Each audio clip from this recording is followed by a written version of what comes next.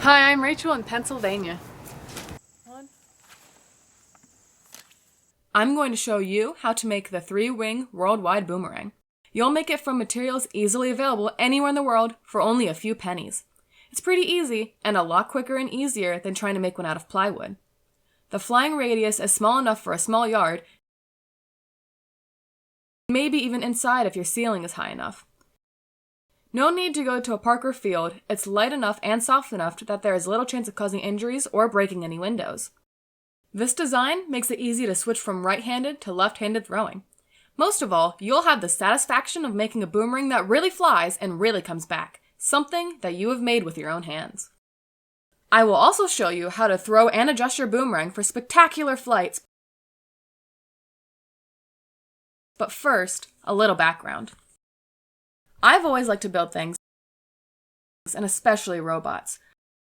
Then when boomerang ninja Logan Broadbent and his girlfriend and manager, Jamie Kinton, came to my high school, they got us crazy about boomerangs. Logan is mostly known for viral videos of his spectacular boomerang tricks, and he amazed us. But mostly, he took the time to teach our class about the science that makes boomerangs really work and how to design them. That would cause you to have to go into that. Now, if you're adding weight to the center of the boomerang, it's going to cause the boomerang to lay over quicker, which means it's going to fly a bit higher. I'm planning to major in aerospace engineering, and boomerangs are a great, intuitive way to explore wings and airfoils. Okay, so that's what's happening. Because it's following the radius.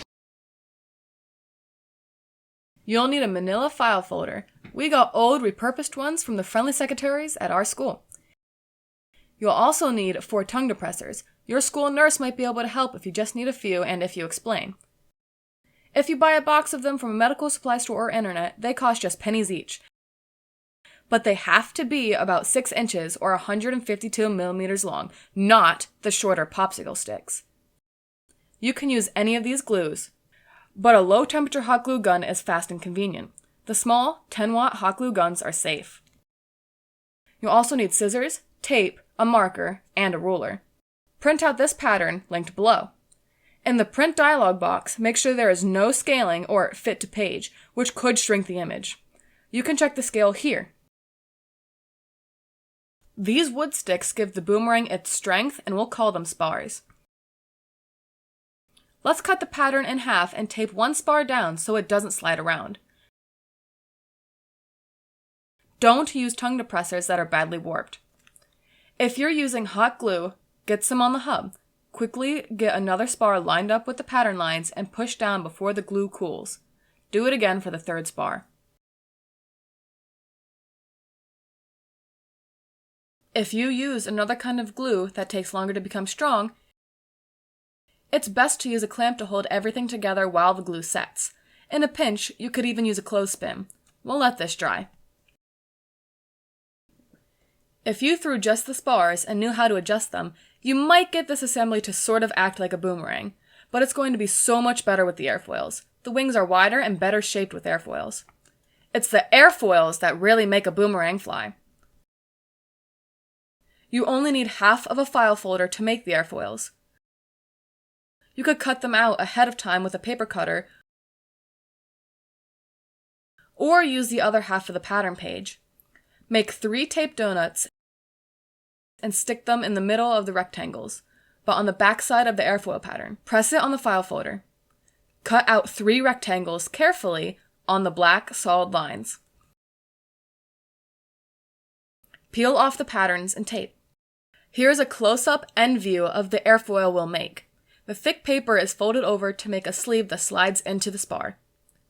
We're going to put tape on a long side, but only half of the tape goes on the manila folder. The other half sticks out over the edge. Line up a 4th tongue depressor edge to edge like this, before pushing the tape on. If you don't get it right, just unstick it and try again. Press the tape on hard. Flip it over so the tape is on the bottom. Fold the tongue depressor over, which just folds the tape, and fold the tongue depressor over just one more time, which folds the paper this time. Push hard so it makes a strong crease. Unwrap it and peel the tape and the paper off the stick, holding onto the corner of the paper. Position it so the short side of the tape are away from you and sticking up. Push the stick against the short side and hold it there with your thumbs as you fold down the top with your fingers. When it's almost down, get your thumbs out of the way and press the tape hard. You've made your first airfoil.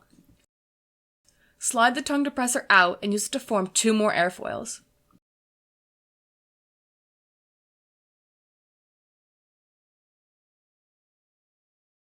Back to the spars now that the glue is dry. Boomerangs need a little bit of dihedral, which is the upward slant of the wings. It is easy to see dihedral on airplane wings and birds, but it's so subtle on boomerangs that I can't really see it. But we have a dihedral test, a spin test. Spin your spar assembly on a flat table, flip it over, and try again. Try to see if it spins easier on one side than another. It might be obvious, with the tips dragging one way, but easily spinning the other. But even if it's almost the same, try to see which way it spins best. With it on the side that spins the best, mark a T on the hub. If there wasn't much difference between the sides, then bend the spars up a little until it more clearly spins better when the T is on top. That T that you just marked will always face towards you later when you throw your boomerang. This isn't easy to get mixed up in the next part, so let's take it step by step. Make sure the T is on top and one spar is pointing towards you. Make sure that the tape and seam side of the airfoil are down. If you are right-handed, the hollow part that the stick slides into will be on the right.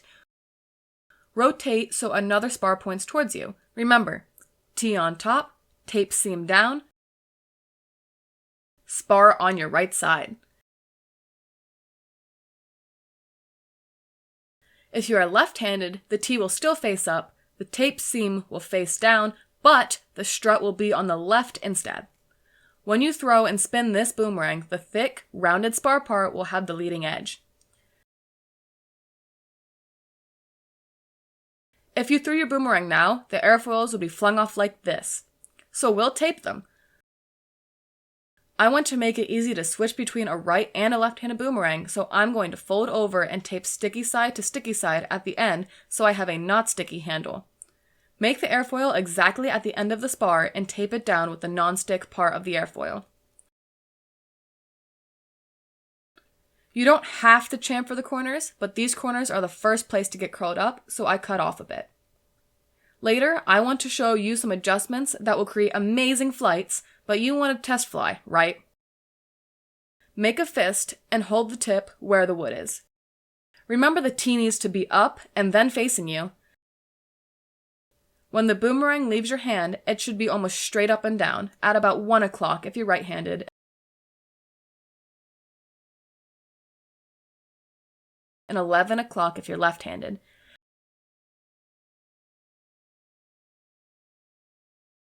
Many beginners unconsciously slant the boomerang too much towards the horizontal, so the lift is too much curving up, and not enough curving to the side. It's the lift and the curve to the side that makes the boomerang come back. If you make sure that your hand is high when you release, as high as your head, you get the best throwing angle naturally. Here's another beginner's tip. The first couple of times that you throw, try to just use your wrist and elbow, not your shoulder. See? Your hand and forearm move, but the upper arm does not move. That will give you the feel for a right way to throw. Then go ahead and use your shoulder for more power, but still snap your wrist for spin and throw with the same angle. Many beginners throw the boomerang upward too much. This is too steep.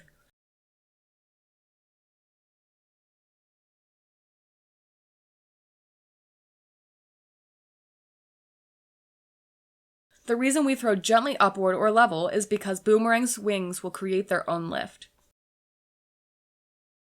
If the airfoils get bashed up, just bend them back.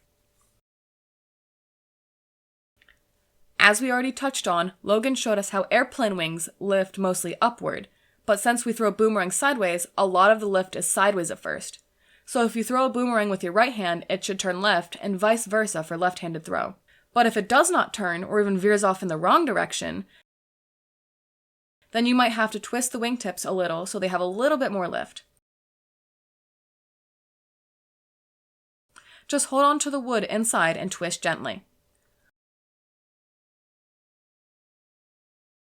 A lot of angle of attack will make your boomerang fly in smaller circles, maybe enough to fly inside if you develop a gentle touch. But you can get too much of a good thing. More lift creates more drag. If your boomerang runs out of spin mid-flight, then you probably have too much angle of attack. Remember the spin test for dihedral? We have found that if our boomerang does not have enough dihedral, then it flies too low, sometimes even hitting the ground. Having lots of dihedral makes the boomerang gain altitude and then gently hover down. You can still bend in more dihedral even when the airfoils are already taped on. If you want to make very subtle dihedral or angle of attack adjustments, you can only bend 1 or 2 wings. You don't have to adjust all 3. If there's a lot of wind, then consider flying a kite unless you like to run a lot. But if there's not too much wind, and say it's coming from this direction, if you're right-handed, throw about 45 degrees to the right of incoming wind.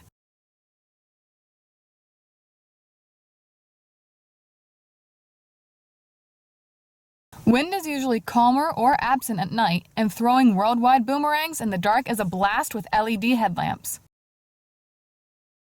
Precession also affects boomerang flight. Logan demonstrates precession with a bicycle wheel held on one side with a string. Of course it flops over, but when he spins it, not only does it stay up, it rotates. Our friends also showed precession with a fidget spinner, and you see it on tops. Precession is what makes the boomerang curve back around to you, and it is also what makes it flatten out from vertical to horizontal mid-flight. Adding weight or mass, from tape to the extreme case of taping on pennies, can change how precession acts. Going to the other extreme, cutting the tongue depressors in half reduces weight, so the turning cycle can be very small, almost an inside boomerang. Well, a high ceiling would also be a good thing. What about other ways to make boomerangs? We discovered accidentally that our boomerang only needs 2 airfoils to fly well, as long as there is a stick for balance. As you can see, various adjustments as well as how you throw the boomerang create an infinite variety of flight patterns. The only way to become a boomerang master is by experimenting, practice, practice, and more practice. There is another video about mass-producing boomerangs and another one about making a sturdy cardboard case for your boomerang. If you like do-it-yourself science videos like this one, please subscribe and ring that bell.